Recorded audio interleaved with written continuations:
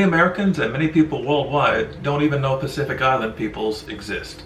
American schools, textbooks, and teachers often don't even mention America's other indigenous people or these territories. What most Americans do know is often romanticized ideas about island paradises and tourist hotspots. In real life, these Pacific Island nations were seized by outsiders, by America, Britain, Germany, Japan, France, Spain, Portugal, New Zealand, and the Netherlands. These islands were taken for military bases, for resources, plantations, and local labor. The takeovers were often very violent, and also with high death rates from disease. Most invaders had no intention of ever giving these people independence, the vote, or civil rights. Some only became independent as recently as the 1990s. Some remain under outsider control even today, and are denied the vote and civil rights. Some have become minorities in their own homelands, their languages and religions at times banned, their young forcibly assimilated. But it did not have to be this way. These islands could have remained independent nations. The colonizers could have been defeated or convinced to give independence. Some could have become states with full rights within the nations that invaded them. Some Pacific Island people could even become leaders within the colonial powers. My name is Al Carroll. I'm Associate Professor of History at Northern Virginia Community College. I've written mostly about wars, veterans, human rights, and genocide. My next history book will be Genocide Denial in America, about the 7 genocides against indigenous people that took place in the U.S. that most people were never taught about, don't know, or deny. I've also written some science fiction, mostly alternate history. One story, Timely Saviors, appears in a short story collection, The Witness Paradox. I'm also, together with Rob Schmidt of Blue Corn Comics, editing and putting out a short story alternate history collection, What If Natives Won? Or Killing Columbus. I've also written a sci-fi alternate history book, The Man in Black, the first of a series. Micronesia is a group of islands in the North and Central Pacific. It includes the independent nations of Kiribati, Palau, Marshall Islands, and Federated Micronesia. It also includes the U.S. territories of Guam and Northern Marshall Islands. But we'll be focusing on the independent states and seeing how they could be independent earlier.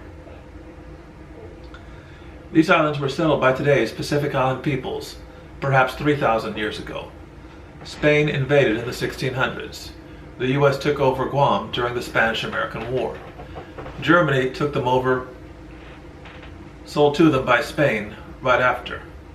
After World War I, some islands were taken over by Japan, and some by Australia. After World War II, the Japanese-controlled islands were taken over by the U.S., with United Nations approval, supposedly to be protected and given independence. But these islands were actually under the control of the U.S. military, at first directly, and then a civilian controlling them from the U.S. base at Saipan. By the 1960s, the U.S. government opposed giving them independence at all, ever. Instead, they hoped to associate them or even make them part of Hawaii, though the U.S. state was thousands of miles away in a very different culture. The worst thing the U.S. ever did to the islands, and the main reason it held on to them so long, was H-bomb testing. Less than a year after A-bombs were dropped on Japan, and only months after getting control, the U.S. H-bomb blew up Bikini Atoll. There were 105 H-bomb tests on or near 29 Micronesian islands, and this lasted until 1962.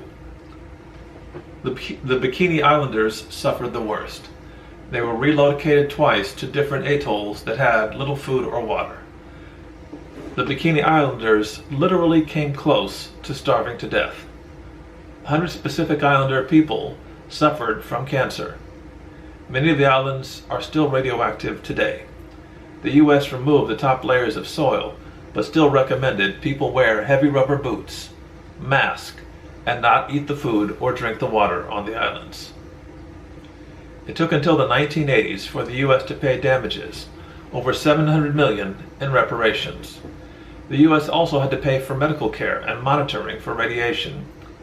In 2001, the United Nations awarded Pacific Islanders another $563 million in damages. But the U.S. Congress failed to fund it. The U.S. Supreme Court refused to hear cases from Pacific Islanders on the new damages. Finally, the U.S. gave up control of most of the Marshall Islands in 1986, 1990, and 1994. In almost 40 years, U.S. control had done little for the islands, except leave some of them radioactive. Their population was 200,000 back in 1800. Under U.S. control, it declined to 90,000 from wars, disease, poverty, and large-scale immigration looking for work. Japan, when it had control of these islands, did build some roads. Today, Palau makes its money from tourism and offshore banking. Federated Micronesia depends on trade and remittances from its citizens in the U.S. Kiribati depends on aid from Japan and fishing. Nauru depended on phosphate strip mining and then being a tax haven. All these nations are at risk from global warming and rising sea levels. How could all of this be prevented? The most obvious way is no Cold War. A different U.S. president besides Harry Truman, whom many historians argue is the one who started the Cold War. A president who accepts a neutral Germany, much like Austria was neutral. Or if communism never took hold in Russia, then communism is still a series of rebellions rather than confrontations between two sets of nations. No Cold War means the U.S. has far less reason to hold on to the islands or test nuclear weapons. The U.S. may allow independence 20 years earlier. Earlier United Nations pressure, the same kind that forced Eisenhower into pushing for Hawaii to be a state, may also bring an earlier independence. That means no massive bombing of the islands, and it means no radiation. Less immigration from the islands means stronger traditional cultures. The one thing it won't change is global warming, the subject of a future video. Independence for the islands may come sooner if different presidents make it an important issue. If Jimmy Carter has seen it as the human rights issue that it is, he may push for independence while he is president. Instead of the 1990s, they are nations in the late 70s or early 80s. Robert Kennedy, if he had avoided or survived assassination and wins in 1968, may also make them an issue. Independence might come in the early or mid-1970s. This is the end of the video. Please propose freely, like, share, and comment. This has been Pacific Island Victory. Look for my other series, What If Natives Won, Latin American Victory, and Sci-Fi, Race, and Racism. Next time we will discuss, what if Hawaii stayed independent?